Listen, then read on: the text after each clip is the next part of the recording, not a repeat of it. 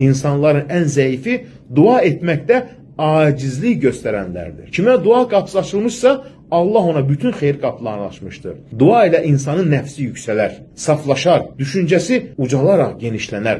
Dua insanın içindəki tamahı, acgözlüyü qoparıb atar. Onu başqalarının əlindəkindən ümidsiz edər. Yəni, yalnız Allaha güvənər. İnsanlara əl tutmaz, əl açmaz. Dua gecənin qaranlığında hədəfi dəqiq nişan alan ox kimidir. O göylə yer arasında, Allahla bəndə arasında uzanan gizli bir ip kimidir. Ona görə də istədin yalnız Allahdan dilə.